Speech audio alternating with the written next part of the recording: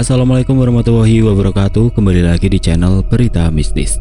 Untuk kisah kali ini saya akan membawakan sebuah cerita dari tulisannya Untung Prasetyo. Sebuah kisah yang berjudul Pusara Sukmo Jati.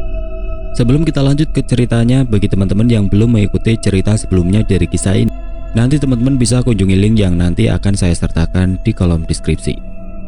Dan buat teman-teman yang pengen membaca langsung ceritanya, nanti silahkan saja kunjungi linknya yang nanti akan saya sertakan di kolom deskripsi. Dan seperti apa untuk kisah kali ini? Langsung saja kita masuk ke ceritanya.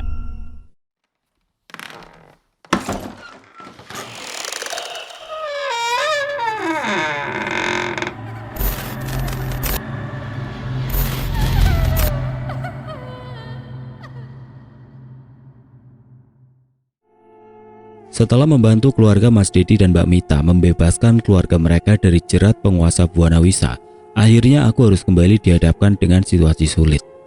5 arwah penasaran dari Pulau Kematian kembali mendatangiku untuk memberitahukan bahwa Arga sudah hampir 1 minggu berada di pulau yang menjadi tempat terbunuhnya Rudi, Dewi, Rita, Pak Mamat, dan Pak Soleh, serta puluhan orang lainnya. Kelima arwah itu merasakan adanya keanehan dari Alek yang sebelumnya mengaku sudah bertobat dan ingin menjalankan bisnisnya dengan baik. Rudi yang terus mengintai Alek beberapa kali melihat Alek sedang berkomunikasi dengan seseorang yang memiliki aura hitam serta energi yang sangat besar. Arwah Rudi bahkan hampir menjadi budak orang sakti itu. Setelah beberapa makhluk gaib peliharaannya menangkap Rudi yang sedang mengintai Alek dan orang asing tersebut, beruntungnya orang sakti itu tidak mengenal arwah Rudi dan hanya menganggap bahwa Rudi adalah arwah penasaran korban dari tabrak lari atau kejahatan lainnya. Sehingga makhluk-makhluk gaib peliharaan orang itu pun melepasnya. Setelah itu Rudi mencari Dewi, Rita, Pak Soleh, dan Pak Mamat untuk menceritakan hasil pengintaiannya. Dan langsung mengajak semua teman-temannya itu mencariku. "Apa yang kau ketahui tentang Alek, Mas?" tanyaku kepada sosok arwah Mas Rudi. "Aku mendengar bahwa dia memiliki dendam yang sangat mendalam kepada salah satu temannya dan ingin membalaskan rasa sakit hatinya itu di sebuah tempat," ujar Mas Rudi yang menceritakan tentang pertemuan Alek dan orang yang memiliki aura hitam itu. "Sebelumnya jin-jin peliharaan orang itu menangkapku. Aku mendengar bahwa Alek meminta bantuan orang itu untuk mengirim Arga ke sebuah tempat yang sedang diperbaikinya. Sayangnya aku terlambat untuk memberitahu Arga. Karena selama 3 hari, aku selalu diikuti dan diawasi oleh jin-jin peliharaan orang sakti itu." "Lalu, apakah Arga memang benar berangkat ke pulau itu lagi, Mas?" tanyaku yang mulai khawatir dengan Arga. "Benar, Ras. Arga pergi ke pulau pembantaian itu. Setelah jin-jin yang mengikutiku pergi, aku lalu bergerak menuju dermaga. Di sana aku melihat Arga bersama Alek dan orang sakti itu ada di speedboat berwarna merah milik perusahaan baru Alek, dan tidak lama setelah itu mereka pergi ke arah pulau tempat jasad kami dikuburkan," ujar Mas Rudi yang menceritakan kepergian Arga. "Kita harus segera menyusul Arga, Ras. Aku takut jika Arga sekarang sedang dalam bahaya," ucap Dewi yang duduk di sampingku. "Berarti benar apa yang Nanda sampaikan beberapa hari yang lalu. Padahal aku baru saja ingin menikmati waktu luangku, Wi," jawabku dengan menghela nafas kasar. "Tapi baiklah, aku akan menyusul Arga ke sana. Apa kalian ingin ikut kembali ke pulau itu?" tanyaku kepada kelima arwah yang jasadnya masih berada di pulau itu. "Iya, Ras, kami akan ikut kembali ke Pulau Kematian," jawab Dewi yang disusul oleh anggukan teman-temannya. "Baiklah, kalau begitu aku akan menghubungi temanku di Dermaga Hijau. Dia punya beberapa speedboat yang bisa kita gunakan untuk berlibur di pulau sialan itu," jawabku yang membuat para arwah penasaran dapat tersenyum kembali. Karena keluarga Mas Dedi masih berada di rumah milik kakak dari Deandra, aku pun meminta Nyi Wulan dan Nyi Lintang menjaga mereka. Aku juga meminta Deandra untuk lebih waspada terhadap makhluk-makhluk gaib yang mendekat ke arahnya. Selain itu aku pun meminta Pak Edi untuk menemaniku menuju Pulau Kematian. Namun Pak Edi memintaku untuk mencarikan beberapa makhluk gaib lagi untuk menjaga pusaka milik Pak Edi yang berhasil mengurung sosok Batari Walangwisak. Tapi aku memilih membawa benda pusaka tersebut supaya lebih aman dan juga sebagai persiapan bila mana aku dan Pak Edi membutuhkannya nanti. Dengan mempertimbangkan permintaan Pak Edi tadi, Akhirnya aku meminta sosok jin penguasa Bukit Waturejo yang bernama Suroso dan Ki Patmo serta Nyi Wening jin penguasa Telaga Tirta untuk membantu Nyi Lintang dan Nyi Wulan menjaga keluarga Mas Dedi serta Deandra. Biar bagaimanapun aku tetap memperhitungkan keamanan desa tempat tinggalku, karena Nyi Sapta sudah pasti akan ikut bersamaku. Sebelum aku berangkat menuju ke pulau tempat Arga berada saat ini, aku harus mengambil dulu tulang-tulang yang dapat membawa arwah Dewi, Mas Rudi, Rita, Pak Soleh dan Pak Mamat. Potongan tulang milik kelima arwah itu disimpan Arga di sebuah tempat yang tidak jauh dari dermaga hijau berada. Dan setelah mendapatkan pinjaman speedboat serta 2 orang kru yang akan mengantar dari salah seorang kawanku, lalu aku, Pak Edi, Nyi Sapta dan 5 personil arwah dari Pulau Kematian berangkat menuju ke sebuah pulau, tempat dulu keluarga Alek membuang orang-orang yang menjadi pesaing bisnis mereka. "Apa sampean pernah pergi ke pulau itu, Mbak?" tanya Pak Edi yang kini wajahnya terlihat pucat pasi. "Beberapa kali, Pak, tapi aku tidak pernah turun dari speedboat, jadi aku juga belum mengetahui bagaimana pulau itu." Dari kejauhan tampak sebuah pulau sudah terlihat oleh kami, karena kisah kelam Pulau Kematian tersebut membuat aura gelap dari pulau itu pun terlihat jelas oleh mata batinku. Tapi setelah speedboat kami mendekati pulau, auranya terasa sangat berbeda, tidak seperti ketika terakhir kali aku mengunjunginya. "Apa yang kalian rasakan, Wi?" tanyaku kepada Dewi dari tadi menatap tajam ke arah pulau tempat di mana Arga menguburkan tulang kerangka tubuhnya. "Aneh, kenapa pulau itu terlihat mencekam, Ras? Sepertinya ada yang tidak beres dengan pulau itu," jawab Dewi yang membuat teman-temannya lebih fokus lagi melihat ke arah pulau. "Ada energi siluman yang sangat kuat di depan sana, Ras," ujar Nyi Sapta yang tiba-tiba keluar dari dalam tubuhku. "Betul, Nyi, sepertinya Alex sedang merencanakan sesuatu di pulau itu." "Persiapkan diri kalian, sepertinya kekuatan kalian juga akan bertambah ketika sampai di pulau itu," imbu Nyi Sapta kepada kelima arwah yang sepertinya sedang resah saat ini. Setelah sampai di tepi pantai, arwah Dewi, Mas Rudi, Rita, Pak Soleh dan Pak Mamat langsung melesat pergi. Mereka memintaku untuk menunggu di atas speedboat terlebih dahulu sampai datang mereka kembali lagi. "Aura di sini sangatlah gelap, tapi kami belum bisa menemukan sosok yang memiliki kekuatan besar ini, Ras," ujar Dewi yang tiba-tiba ada di sampingku. "Baiklah, mari kita cari tahu ada apa dengan pulau ini. Oh ya, Wi, tolong salah satu dari kalian menjaga Pak Edi ya," imbuku yang meminta Pak Soleh dan Pak Mamat untuk tidak meninggalkan Pak Edi. Akhirnya aku pun dapat menginjakan kakiku di atas pasir putih pantai yang memiliki aura sangat hitam ini. Nyi Sapta meminta untuk tetap berada di dalam tubuhku supaya dia lebih leluasa mengamati sekitar pulau ini. Dewi, Rita dan Mas Rudi kembali melesat memeriksa keadaan sekitar pulau. Aku dan Pak Edi yang terus ditemani arwah Pak Soleh dan Pak Mamat terus berjalan di pinggir pantai untuk mencari tanda-tanda keberadaan Arga. "Arga, Arga!" teriakku dan Pak Edi sepanjang jalan kami menyusuri pantai di pulau ini. Setelah sampai di tempat yang menurut Pak Soleh dan Pak Mamat adalah tempat biasa mereka berkumpul, aku dan Pak Edi beristirahat sejenak sambil menyantap bekal yang kami bawa. "Kalau dari tempat ini, tidak jauh untuk menuju tempat kuburan kami, Mbak," ujar Pak Soleh yang langsung dianggukan kepala oleh Pak Mamat. "Untuk kuburan Dewi, apakah jauh dari tempat ini, Pak?" tanyaku kepada kedua arwah yang terus berada di sebelah kanan dan kiri Pak Edi. "Kalau berjalan santai ya kira-kira 1 jam lah, Mbak, karena jalan menuju ke sana pasti sudah tertutup semak belukar," jawab Pak Mamat yang sepertinya lebih paham tentang tempat ini dibandingkan dengan Pak Soleh. "Apa benar Arga berada di pulau ini, Mbak?"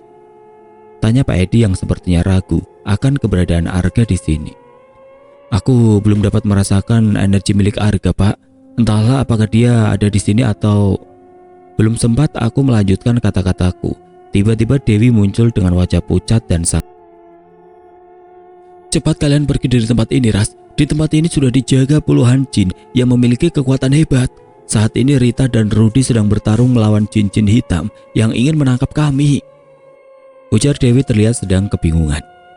"Ayo Mbak Dewi, kita bantu Pak Rudi dan Mbak Rita," ujar Pak Soleh yang langsung melesat pergi tanpa permisi lagi, diikuti Pak Mamat di belakangnya.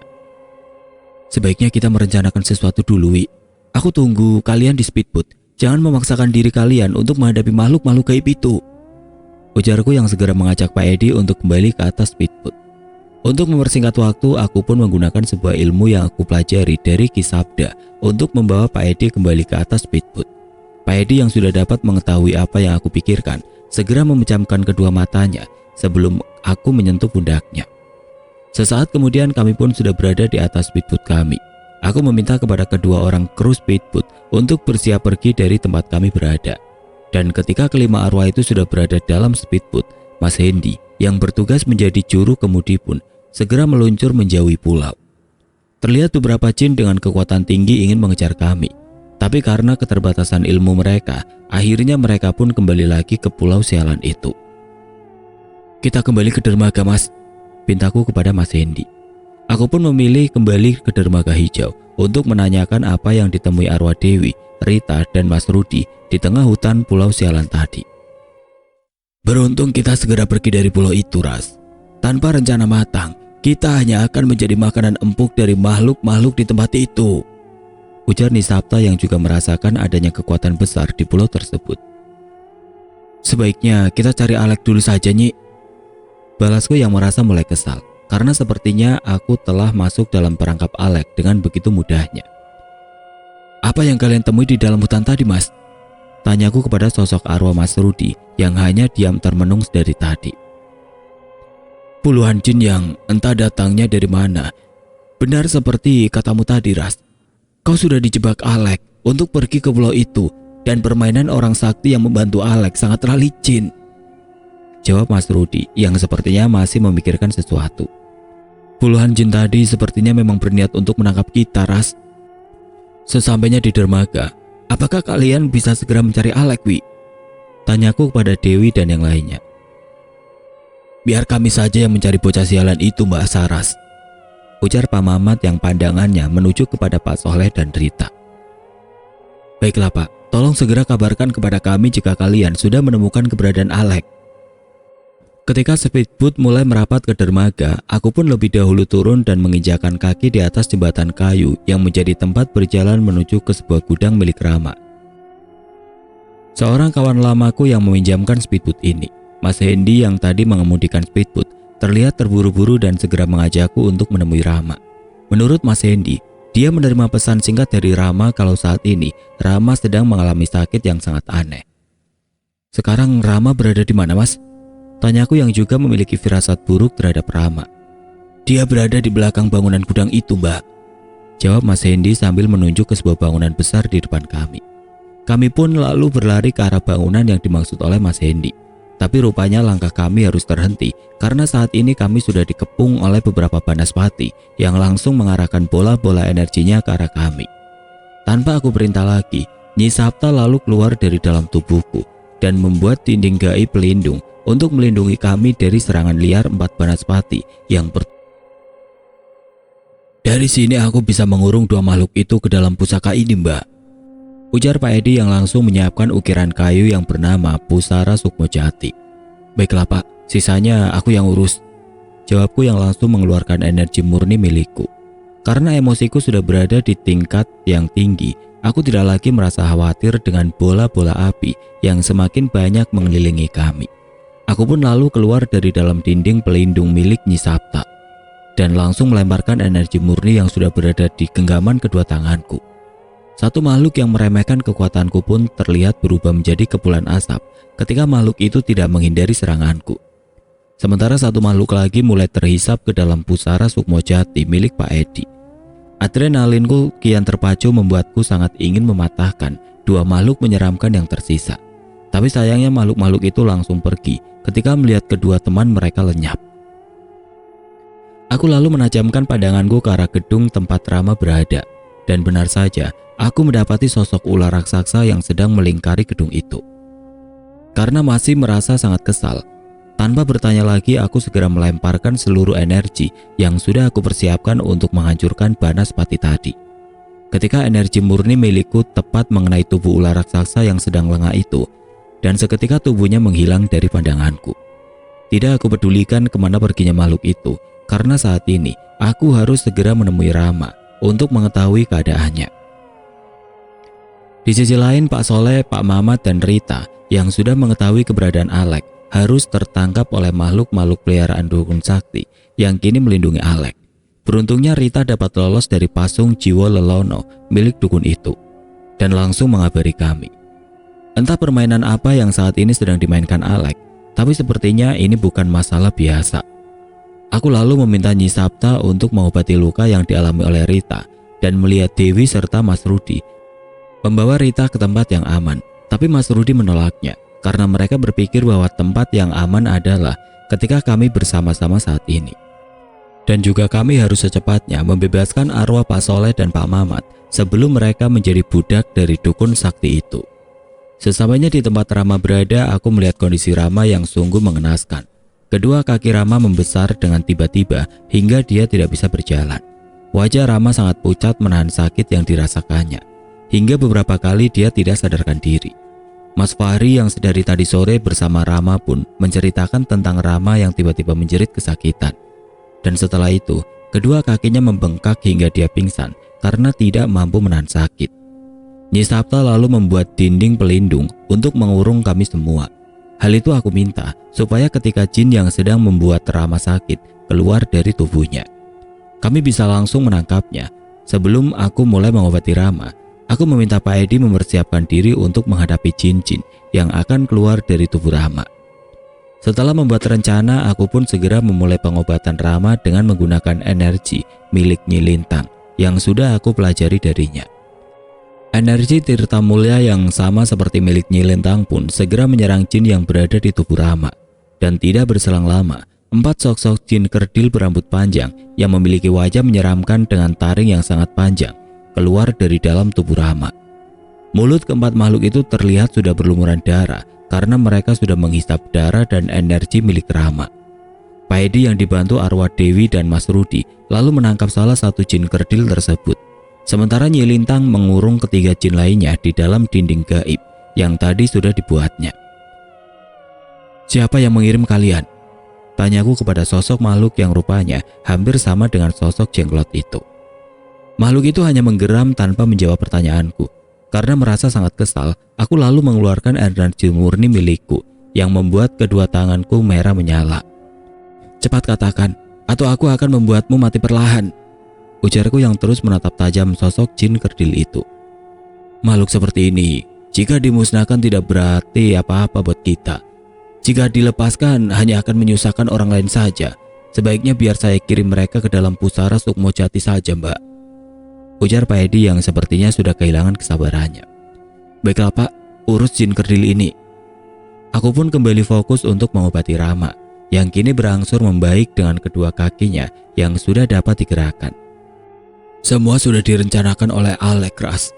Kau hampir saja tersesat di pulau milik keluarga Alek kan?" ujar Rama yang rupanya sudah mengetahui ulah Alek. "Arga kini disekap di sebuah tempat, Ras. Alek sendiri yang memberitahuku setelah kalian berangkat menuju ke pulau miliknya. Setelah kepergian kalian, Alek mendatangiku dan berterima kasih kepadaku karena aku sudah mau meminjamkanmu speedboat serta 2 kru untuk mengantarmu. Tapi aku yang merasa sudah muak dengan kelakuan Alek, berencana untuk menyusulmu. Tapi tiba-tiba, kedua kakiku terasa sakit dan perlahan membengkak. Setelah itu aku tidak sadarkan diri dan Alek pun pergi meninggalkan aku. Beruntungnya Mas Fahri datang menemuiku dan dia langsung menolongku dengan kemampuan yang dimilikinya." Ibu Rama menjelaskan semuanya. "Beristirahatlah Mas, aku akan mencari Alek dan membuat perhitungan dengannya," ucapku setelah memastikan bahwa kondisi Rama baik-baik saja saat ini. "Sepertinya dukun yang mempunyai banyak perewangan itu sudah menunggu kita, Mbak. Sebaiknya kita lebih berhati-hati lagi," ujar Pak Edi yang memiliki pemikiran sama denganku. "Kita belum mengetahui peta kekuatan musuh dan untuk melakukan pengintaian pun akan memakan banyak waktu.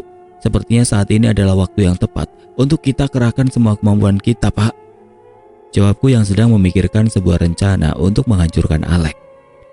"Apakah tidak sebaiknya kau memanggil Nyi Lintang dan Nyi Wulan, Ras?" tanya Nyi Sapta yang membuatku sadar bahwa aku masih memiliki beberapa teman yang dapat membantuku.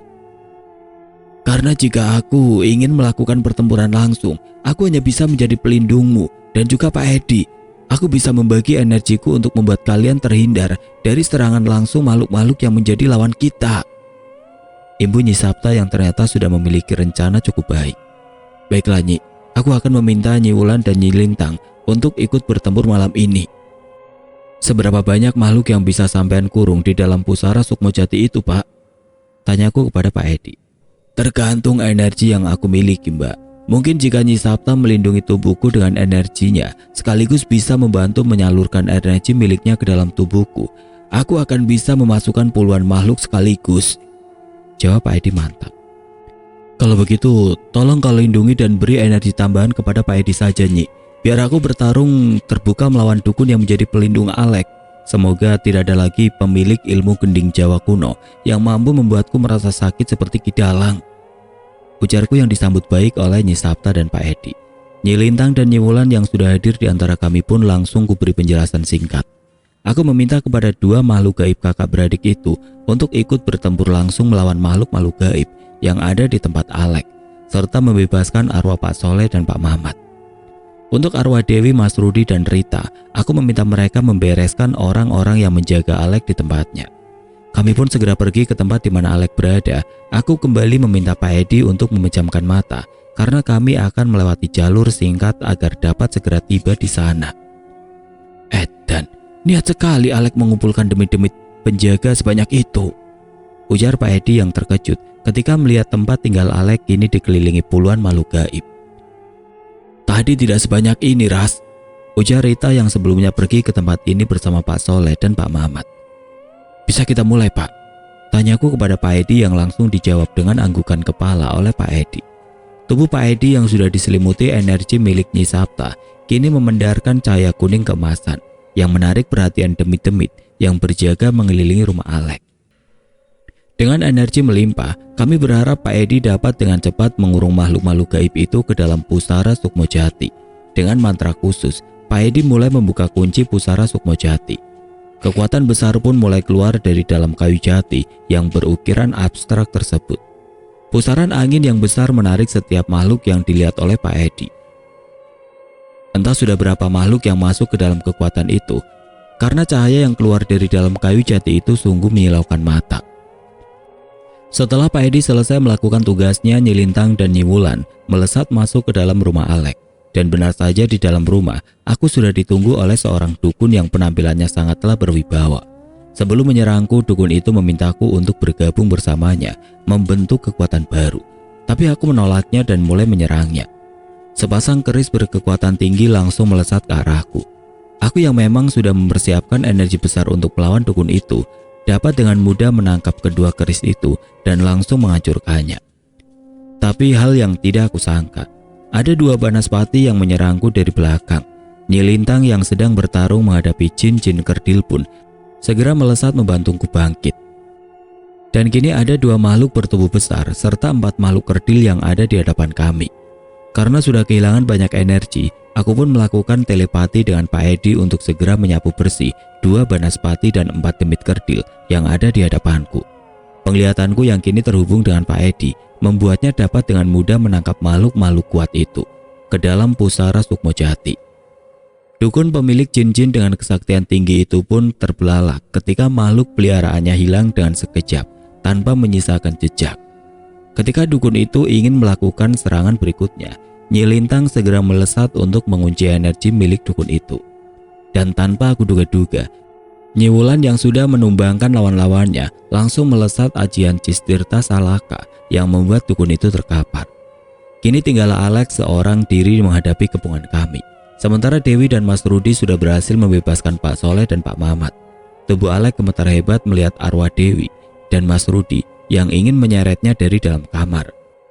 Aku yang memilih menunggu di luar kamar milik Alek merasakan adanya energi besar yang menghampiri kami.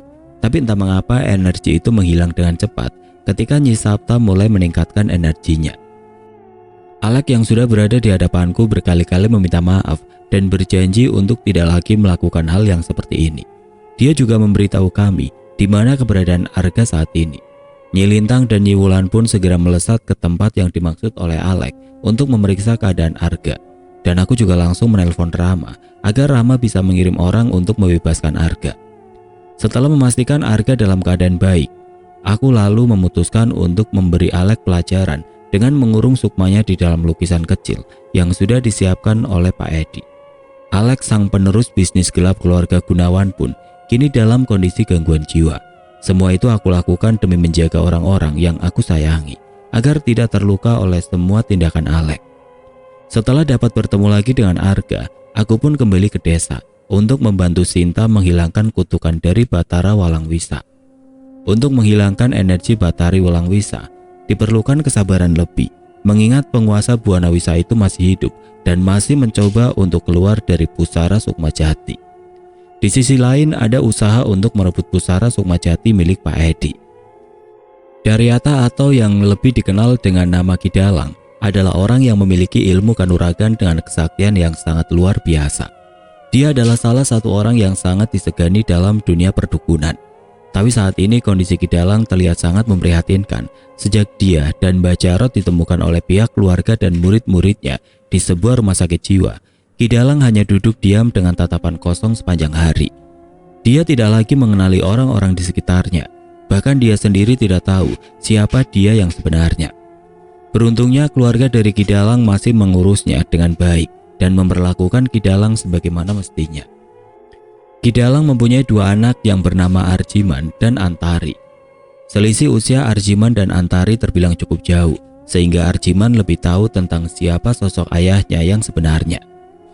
Di usianya yang menginjak 8 tahun, Arjiman sudah mengetahui konflik keluarganya dengan keluarga Prawirya, yang merupakan orang tua dari Pak Edi.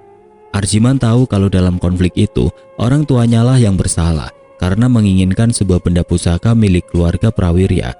Jadi saat ini, dia merasa apa yang terjadi pada ayahnya adalah sebuah karma yang diperolehnya atas apa yang sudah dilakukannya dulu. Sementara itu Antari yang masih menginginkan kesembuhan ayahnya terus mencari cara untuk mengobati Ki Dalang. Antari sudah beberapa kali mendatangi orang-orang sakti yang mempunyai kemampuan untuk mengobati orang yang terkena gangguan jiwa. Tapi hasilnya nihil. Bahkan beberapa di antaranya mengaku tidak mengetahui penyakit yang sedang diderita Ki Dalang saat ini. Arjiman yang sepertinya sudah tahu kalau penyebab sang ayah kehilangan ingatannya saat ini adalah Pak Edi, memilih untuk diam tanpa mencari obat untuk sang ayah. Karena Arjiman tahu apapun yang akan dilakukannya tidak akan dapat mengembalikan ingatan Ki Dalang sebelum Pak Edi mencabut mantra kutukan yang sekarang sudah memenjarakan sukma dari Ki Dalang. Perlahan tapi pasti Antari pun mengetahui apa yang sebenarnya sedang menimpa ayahnya itu. Bahkan Antari mendapatkan cerita tentang bagaimana dulu ayahnya memperlakukan Hadi Prawirya dan istrinya hingga keduanya menjadi gila dan mati dengan mengenaskan. Setelah mengetahui konflik yang dulu terjadi antara Ki Dalang dan Hadi Prawirya, Antari malah terus bersemangat untuk menyembuhkan ayahnya. Saat ini, Bapak yang sedang menuai apa yang ditanamnya dulu, Tari. Sebaiknya kau tidak membuat masalah baru dengan mencoba untuk mencari kesembuhan buat Bapak, ujar Arjiman kepada sang adik. Sebagai anak, sudah kewajibanku untuk memuliakan orang tua, Mas. Jadi aku akan tetap berusaha untuk menyembuhkan Bapak, apapun yang akan terjadi nanti, balas Antari dengan tatapan kasih sayangnya kepada Ki Dalang. Aku tahu siapa yang membuat Bapak menjadi seperti ini. Tapi orang itu melakukannya karena dulu Bapak juga membuat orang tuanya sakit seperti Bapak, bahkan lebih parah lagi. Aku juga sudah tahu, Mas. Maka dari itu aku akan menemui orang itu dan memohon untuk dapat membebaskan sukma Bapak yang sedang berada di sebuah tempat, jawab Antari tegas. Baiklah kalau begitu, mari kita temui orang itu dan memintanya untuk mengembalikan sukma Bapak. Tapi jika orang itu menolaknya, jangan melakukan apapun, karena orang itu memiliki kekuatan yang hebat dan jarang sekali ada yang memiliki kekuatan sepertinya, balas Arjiman yang membuat Antari tersenyum gembira mendengarnya. Aku hanya ingin meminta dengan baik, Mas. Toh kekuatan kita juga tentunya tidak sebanding dengan orang itu. Buktinya, Bapak saja mampu dikalahkannya. Baiklah, besok kita pergi ke rumah Pak Edi untuk meminta maaf atas nama Bapak. Malam pun tiba, disertai hujan deras dengan gemuruh angin dan petir yang bersaut-sautan. Tiba-tiba saja setelah selesai menyuapi Ki Dalang, Antari berteriak ketakutan melihat tubuh sang ayah bergetar hebat dan mengeluarkan asap putih yang menyelimuti seluruh tubuh Ki Dalang. Mata Ki Dalang berubah menghitam dengan wajah memerah dan suara menggeram yang sangat menakutkan. Antari berteriak meminta tolong dengan sangat kerasnya. Tapi suara hujan dan petir yang bersaut-sautan menenggelamkan suara Antari malam itu. "Jangan takut, Nduk. Aku tidak akan menyakitimu. Aku hanya ingin memberitahu sesuatu tentang ayahmu ini," ujar suara Ki Dalang yang terdengar besar dan menakutkan. "Bapak?" seru Antari memanggil ayahnya dengan suara gemetar. "Aku bukanlah ayahmu, Nduk. Aku hanya sosok yang ingin membantumu menyelamatkan ayahmu ini," jawab sosok yang sedang berada di tubuh Ki Dalang saat ini. "Panjenengan siapa? Apa yang ingin panjenengan sampaikan? Cepat sampaikanlah, jangan berlama-lama di tubuh ayahku, kasihan dia," jawab Antari yang perlahan mendekati tubuh Ki Dalang. "Sukma ayahmu saat ini berada di sebuah tempat yang bernama Pusara Sukma Jati. Jika kau ingin menyelamatkannya, ikutlah bersamaku. Aku akan memberimu kesaktian, kekuatan dan kekuasaan seperti yang ayahmu inginkan dulu," jawab sosok makhluk yang sedang merasuki tubuh Ki Dalang. "Lebih baik aku berusaha sendiri untuk menyembuhkan ayahku daripada aku harus bersekutu dengan makhluk menyesatkan sepertimu. Sekarang pergilah dan jangan pernah kau kembali ke tubuh ayahku, atau kau akan menyesal nantinya." "Kau bisa apa, Nduk? Tanpa bantuanku mustahil kau bisa mengembalikan kewarasan ayahmu itu," ujar sosok makhluk itu yang langsung pergi meninggalkan tubuh Ki Dalang. Tubuh renta Ki Dalang pun lalu ambruk setelah sosok makhluk gaib yang merasukinya pergi. Dan seperti biasanya, Ki Dalang hanya terdiam dengan tatapan kosong di dalam kamarnya. Antari pun segera mencari Arjiman dan menceritakan apa yang baru saja dialaminya. Sayangnya Antari tidak menanyakan siapa nama sosok yang tadi merasuki tubuh ayahnya. Sehingga Arjiman bisa mendengarkan cerita Antari tanpa mampu melakukan apa-apa. "Setauku, Bapak memang punya beberapa perewangan dari bangsa jin dan siluman. Mungkin makhluk yang tadi merasuki tubuh Bapak adalah salah satu jin atau siluman yang menjadi perewangan Bapak," ujar Arjiman menjelaskan kepada adiknya. "Energi makhluk tadi sangatlah besar, Mas. Aku sangat takut ketika makhluk itu datang tadi." "Sudah, biarkan saja. Yang penting saat ini Bapak baik-baik saja." Keesokan harinya Arjiman dan Antari berangkat menuju kediaman Pak Edi. Karena masih berada di sebuah daerah yang sama, perjalanan keduanya tidaklah membutuhkan waktu yang lama. Sesampainya di rumah Pak Edi, Arjiman dan Antari disambut hangat oleh Pak Edi dan juga istrinya.